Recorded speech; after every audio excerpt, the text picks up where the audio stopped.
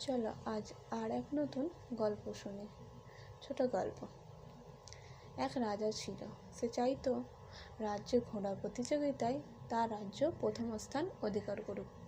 তাই সে তার দুই মিত্র সুনীল ও সুদেশের কাছে খবর পাঠায় তার ঘোড়ার প্রয়োজন, তারা যেন তাকে ভালো ভালো ঘোড়া দিয়ে সাহায্য করে।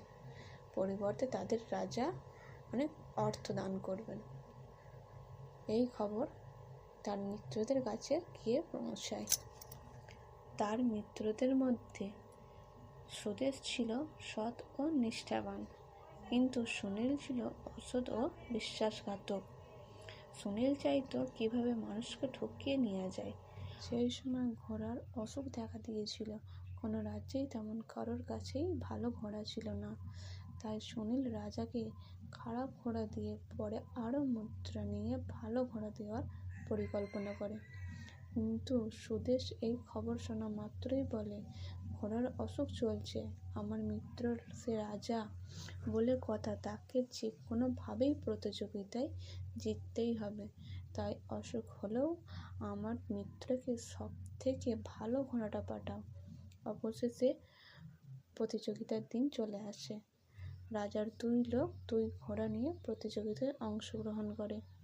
প্রতিযোগিতা শুরু হওয়ার কিছুক্ষণ পরেই সুনীলের দেওয়া ঘোড়াটি অসুস্থ হয়ে পড়ে এবং দৌড়াতে পারে না। সুদেশের দেওয়া ঘোড়াটি শেষ পর্যন্ত যায়। অন্য ঘোড়াগুলিও অসুস্থ হওয়ায় তারা যেতে পারে না। ফলত সুদেশের দেওয়া ঘোড়া প্রথম স্থান অধিকার করে। রাজা সুনীলের এই প্রতারণার কথা জানতে পারে এবং তাকে বন্ধুত্বের থেকে বহিষ্কার করে। ধীরে ধীরে তার এই প্রতারণার কথা সমস্ত জায়গায় ছড়িয়ে পড়ে। তখন সে ভালো ঘোড়া দিলেও আর কেউ নিতে চায় না। অপরদিকে সুদেশের সততার খবরও চারিদিকে ছড়িয়ে পড়ে এবং তার ব্যবসা আরও বড় হয়। সবাই তার থেকে ঘোড়া নিতে চায়। সুনীল তখন বুঝল, একবার ধোঁকা দিলেও সেই বিশ্বাস আর ফিরে পাওয়া যায় না। পরে সে যতই সততা হওয়ার চেষ্টা করুক। নীতি: ধোঁকা দিয়ে সাময়িক লাভ হয়, কিন্তু সম্মান আর বিশ্বাস একবার গেলে আর ফিরে আসে না।